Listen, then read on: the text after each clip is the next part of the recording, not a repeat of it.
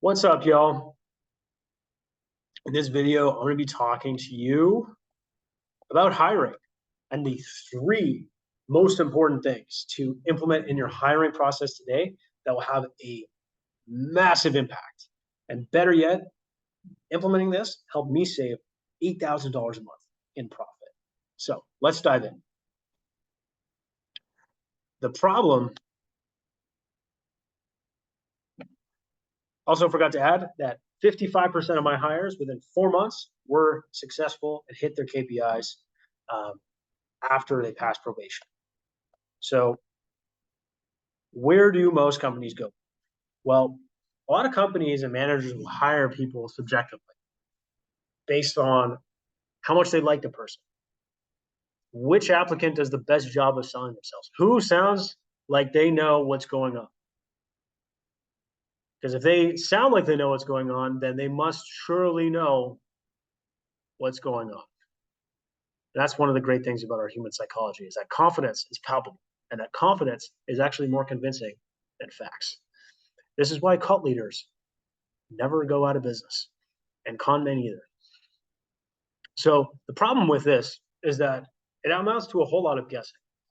Essentially, the hiring manager is open to being conned or seduced into hiring this person. So you put out the job description, the manager spends time interviewing, checking references, and then giving out an offer.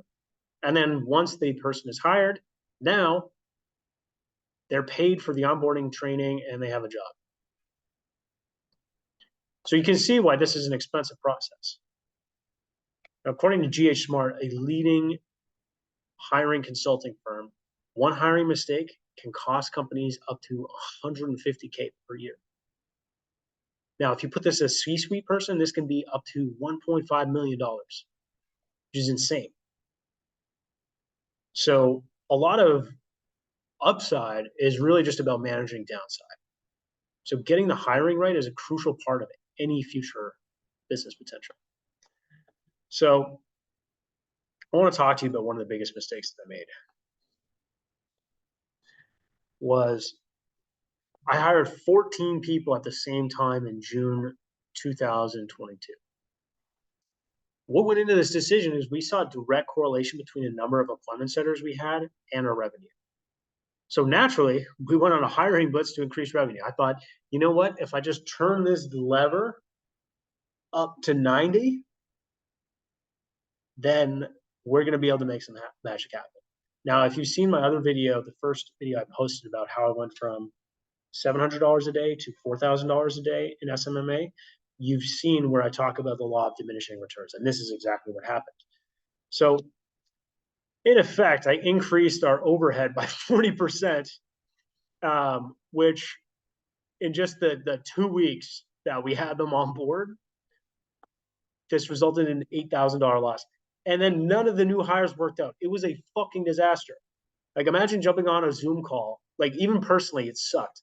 Imagine jumping on a Zoom call with 14 people, all excited, all of them excited for them to start, and then none of them worked out. I had to fire every single one of them one-on-one. It was not fun. It was terrible.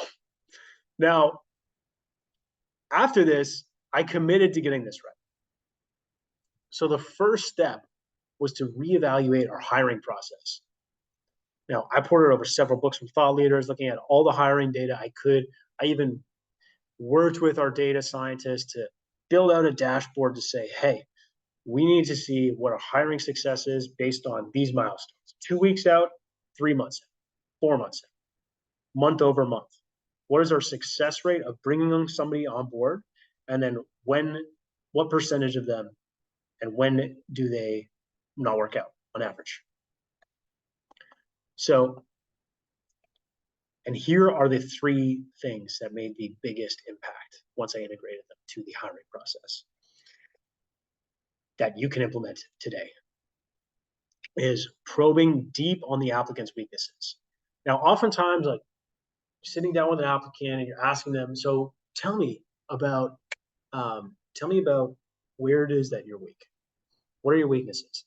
And they will tell you some surface level bullshit like, oh, I work too hard. It's like, okay, great. Thank you for that answer. Appreciate the insight. Now, when I talk to your boss, your former boss, what will they say some of your weaknesses are? Now, you see what I did there. I've told them that I'm going to interview their former boss. And I'm going to ask for a reference. So now they're forced to be a little more honest because they know, and how I frame this question is that I am going to talk to them. So don't bullshit. Now, oftentimes this still isn't enough. They might give you like one. They might give you one weakness here. So it's important to continue asking this question in different ways. Okay, so tell me about where it is that the areas that you feel less confident, or tasks or skills that would give you some hesitancy or might take a little longer than one of the strengths that you've mentioned. So again, I'm asking this question in a different way. Now, usually it takes 3 to 4 times of asking that question to get into the meat and potatoes. Now, the reason this is important is because obviously you want to make sure that you're not hiring a wolf to guard the henhouse. I mean, for all you know, this person could be absolutely insane, but they just talk normal. You could be letting in a serial killer to your business, or worse, a cancer. Just kidding, but not really. Because if we're working remote, then the serial killer, it's not going to hurt our people. Maybe, hopefully not. But anyways, in all seriousness, obviously hiring a serial killer would be worse than hiring a cancer. But either way, both options suck. So number 2, want to identify whether they have a pattern of getting pulled to better opportunities or pushed out of their former jobs. Now, let me say that again because it's critical to the hiring process. Want to identify whether they have a pattern of getting pulled to better opportunities or getting pushed out from their current opportunity. Do their circumstances in their career continuously improve? Or is it getting worse? What is the pattern of growth that we're seeing?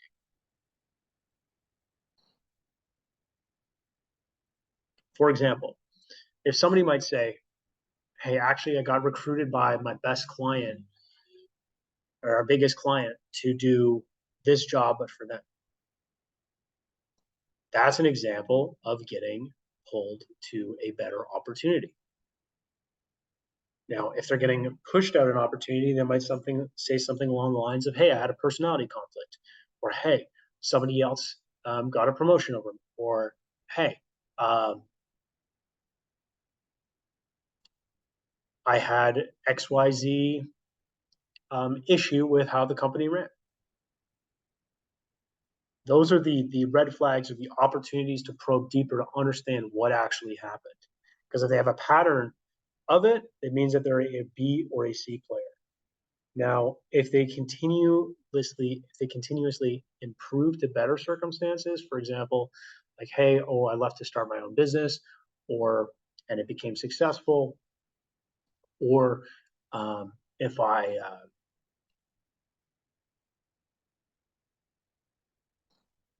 got headhunted to work at this other company, like those are the kinds of people that we want to have on board. And how to identify A players. And then lastly, do they demonstrate expertise in solving the problems that we need them to solve? For example, we don't want a retail manager building rocket ships. I mean, that seems kind of obvious, but you'd be surprised where hiring managers won't ask the questions they won't even understand what actually moves the needle in their job. They won't understand what are the core competencies or behaviors that the applicant needs to be able to crush their responsibilities. And so how we identify that is by asking them how and process-oriented questions around the problems that we need the applicant to solve, the decisions that we need them to make, and then also the outcomes or the metrics that we need them to impact in their responsibilities. And by asking questions about how they've achieved similar results for those outcomes or how they would solve the problems that are in the role and giving very specific, tangible answers on how they would do that is who we want to bring on board.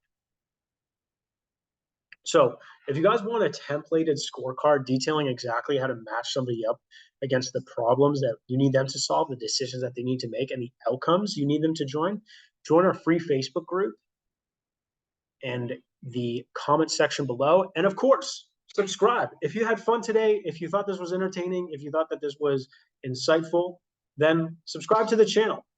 Smash that bell button and let me know in the comments as well. What was the worst hiring decision that you've ever made? And let's get some horror stories going, because I'm sure that there's a lot. I'm sure that there's a lot of them going around. I know that I have certainly had my fair share, including getting harassed for over a year on WhatsApp. So I know that person is probably watching this, so you know who you are. But anyways, let me know in the comments. What's your worst hiring horror story? And then join the Facebook group if you want this document, and then a templated scorecard detailing exactly how to map out a new role or a new hire or somebody that you've never hired before. So I'll see you on the next one.